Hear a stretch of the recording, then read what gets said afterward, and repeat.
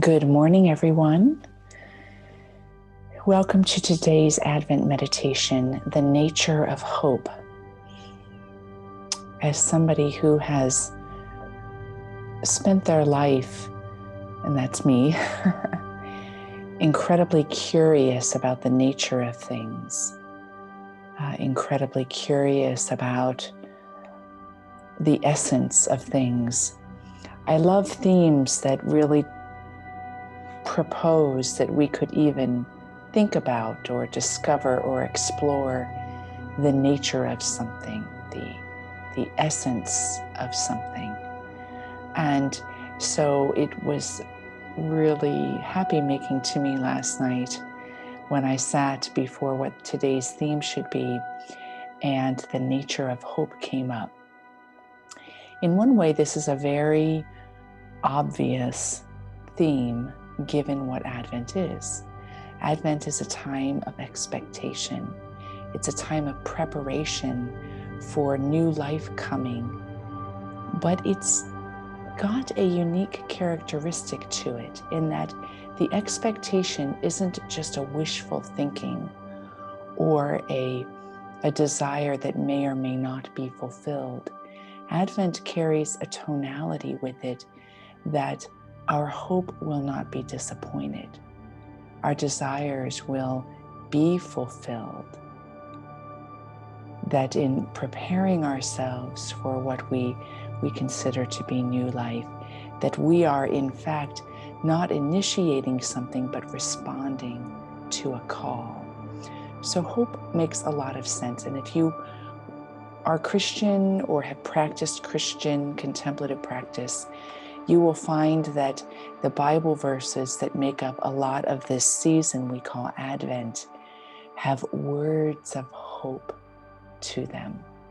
Words of hope. In fact, some of that hope is even based on God's promises to what is considered one of the fathers of Judaism and Christianity, and that is Abraham. And in Genesis chapter 12, God speaks to Abraham. And if we understand Abraham's life accurately, if there is a historical context we can rely upon, the culture during that time was rather nomadic. Nomadic meant that you moved as you needed to move. Well, as a relationship that we call a covenant developed between Abraham and this ineffable source, what happens in that relationship is that Abraham is promised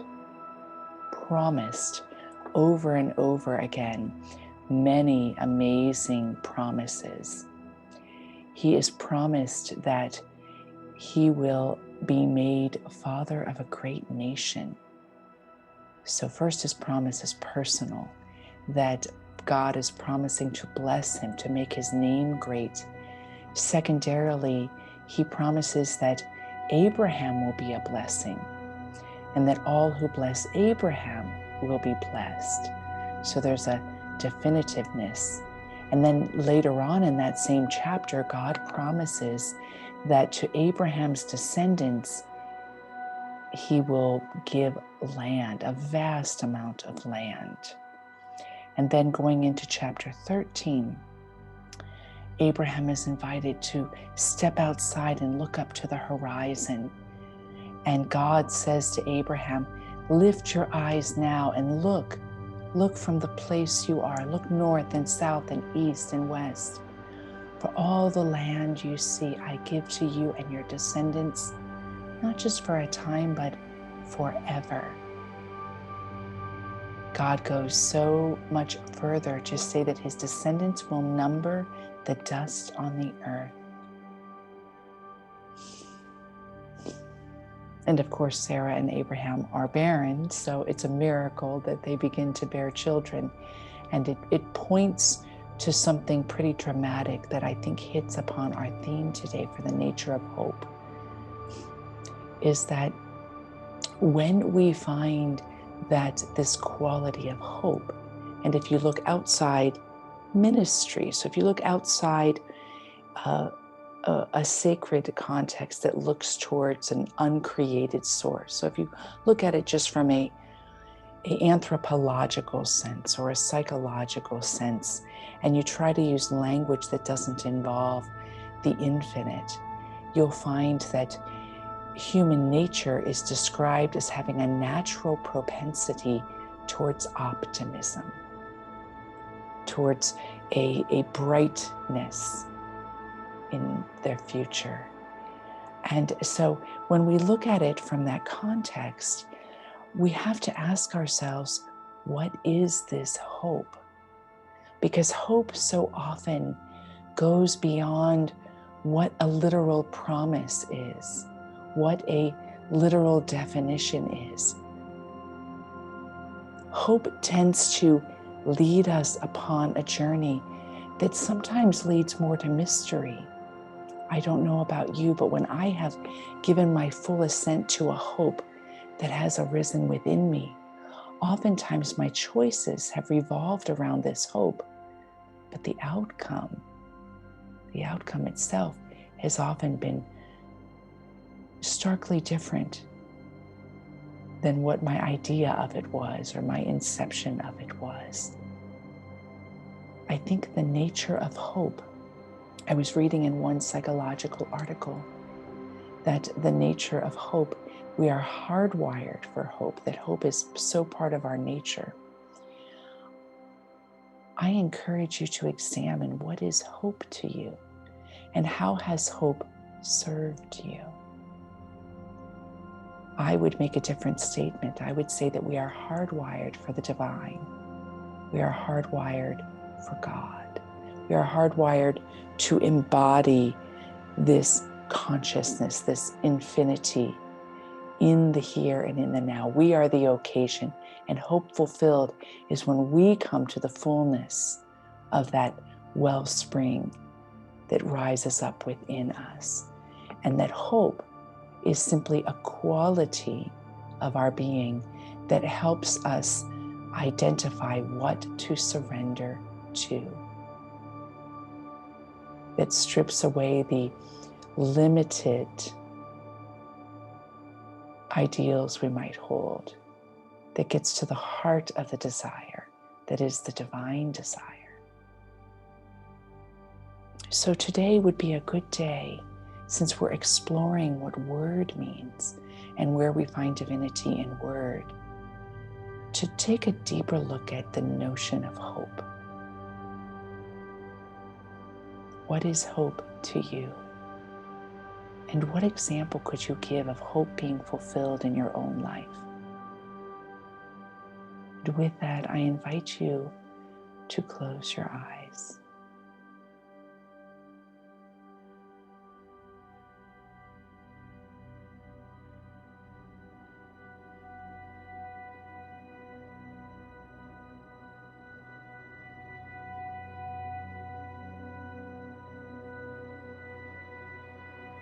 As certain as your heartbeat is, that allows you to be alive in this moment, so certain is the hope that comes from your alignment with your soul desire. Hope challenges you and me to settle for nothing less. And I invite you now to come into relationship with your heartbeat and to feel or sense or imagine the beating of your heart in your chest. Bum, bum, bum, bum.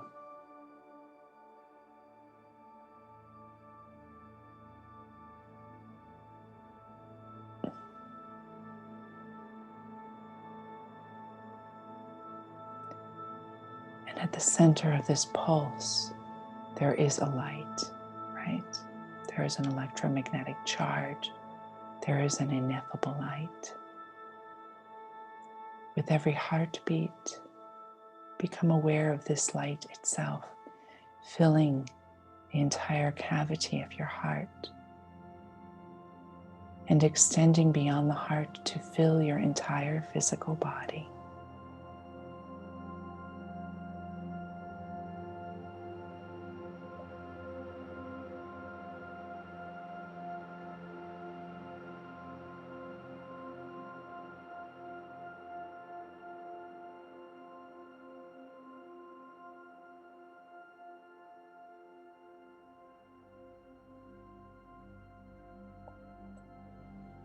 Recognize that this pulse at the center of you extends beyond your physical body. Become aware of the light, the source in which you live and move and have your being. That this light extends beyond your physical body.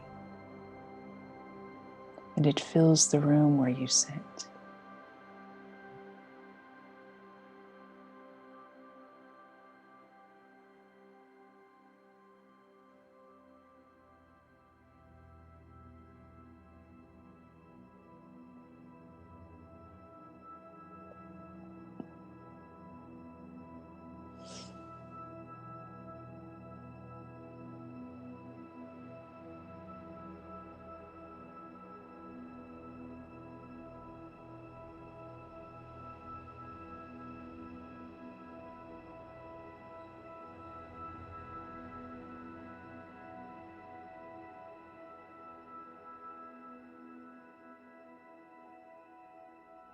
And this light that you are extends beyond the room, seamlessly and effortlessly extends to all creation, to each person here, to each person that will meditate later with this meditation, and to all creation known and unknown to you.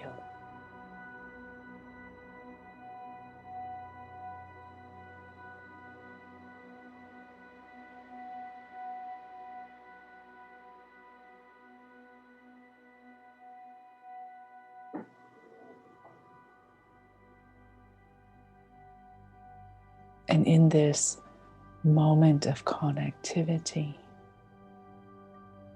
there is an invitation that sits at the center of your being.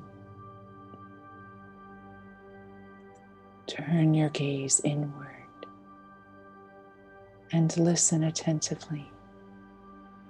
For what do you most deeply desire beyond all form, beyond all things?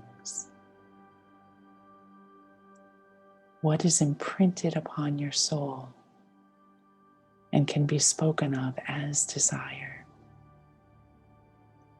Become aware of this as your gift, for it is the gift that propels you in life. Sit now in the silence to hear or hold what your soul has to say.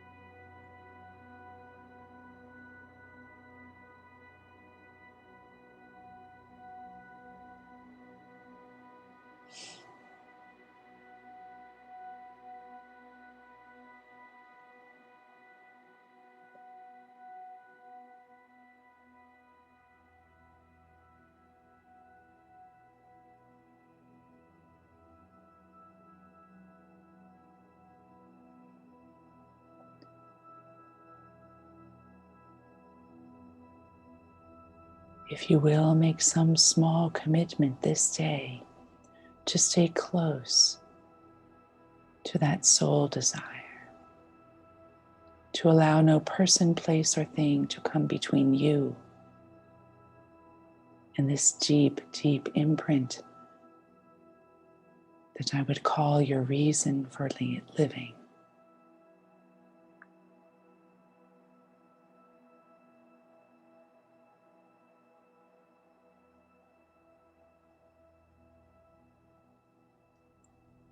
And if you are one like me who finds this exchange to be a relationship of lover to beloved, you can rest into the words of Jeremiah, the prophet, when God speaks and says, I know the plans I have in mind for you. My plans are for a future filled with hope and happiness.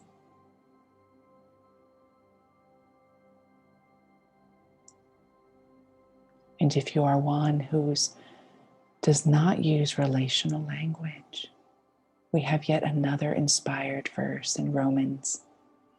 Hope will not leave you disappointed. For divine love has been poured forth upon your being, into your heart, as the very fiber of your heart,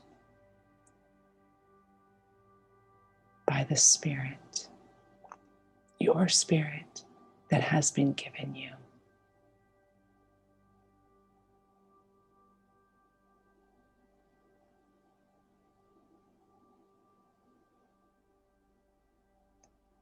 When you are ready, I invite you to draw your palms together in front of your heart and open your eyes. Let's spend this day as children together. For children, effortlessly, without being caught in their minds or their emotions, enjoy living in the present moment in a state of hope and expectation. Blessings, my friends. Have a fantastic day.